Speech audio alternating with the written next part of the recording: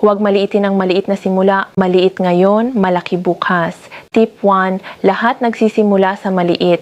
Tip 2, consistency beats perfection. Tip 3, magtiwala sa Lord para sa paglago. Simpleng advice, ang maliit na binhi, lalaki kapag inalagaan.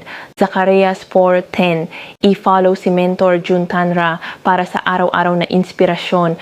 God bless you. Kung may duda, manalangin. Kapag hindi mo alam ang gagawin, humingi ng gabay. Tip 1, huwag magdesisyon ng padalos-dalos. Tip 2, ask for wisdom sa Panginoon. Tip 3, maghintay ng malinaw na sagot.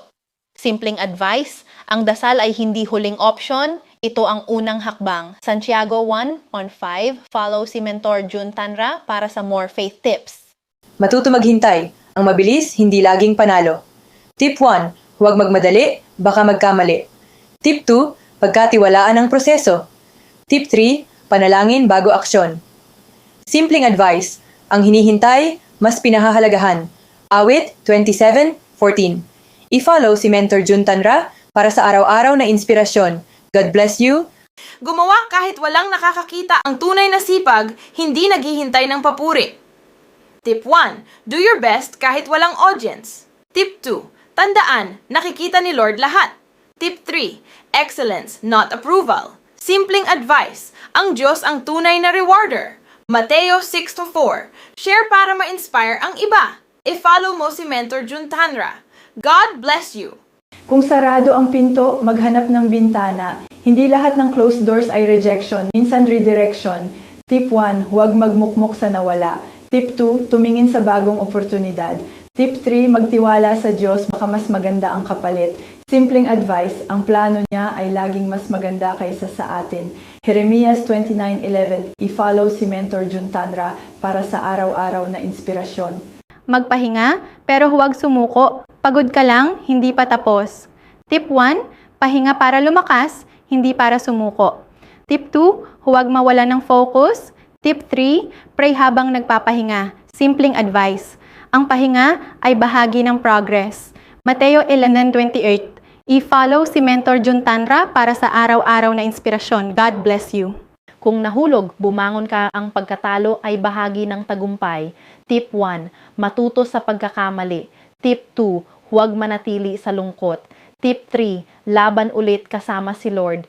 Simpleng advice, hindi pa tapos ang laban hanggat hindi ka sumusuko. Kawikaan 24:16, i-follow si Mentor June Tanra para sa araw-araw na inspirasyon.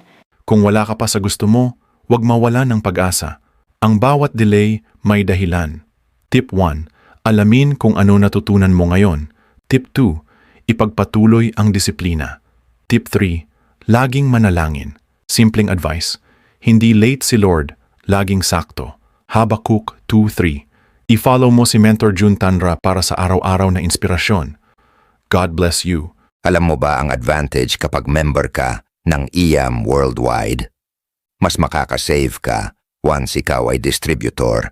May 50% lifetime discount ka na kada box ng Amazing Pure Organic Barley. Paano maging member ng Amazing Pure Organic Barley sa IAM Worldwide? Bibili ka ng package. Depende kung anong options ang napili mong package. Membership is free. FDA, halal, Australian certified organic and BFAD approved quality of herbal food supplements.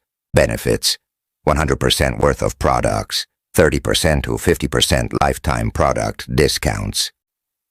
IAM marketing, plan leaflet and brochures, worldwide business, free training, free travel incentives. If interested ka, I advise you to join now. Start your business with us.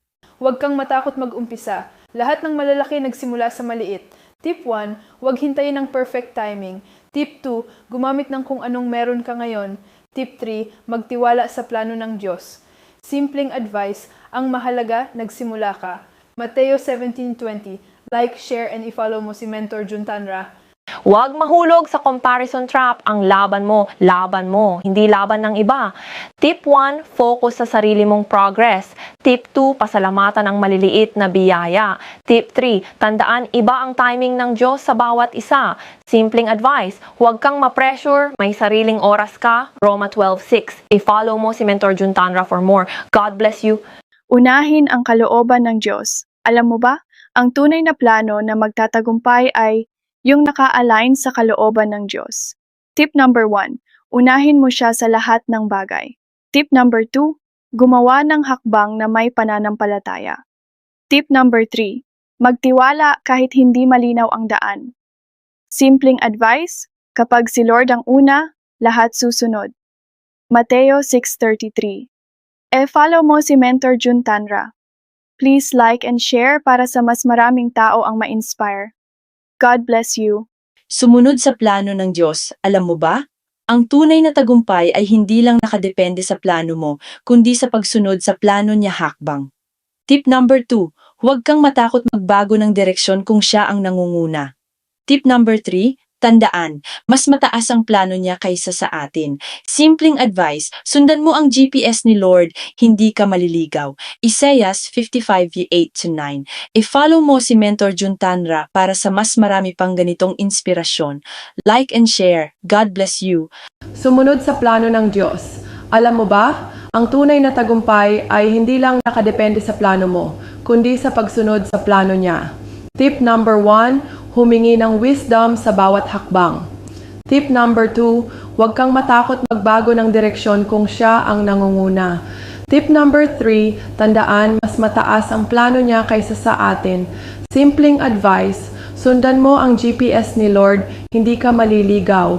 Isaiah 55:8-9. I-follow mo si Mentor Jun Tanra para sa mas marami pang ganitong inspirasyon. Like and share. God bless you.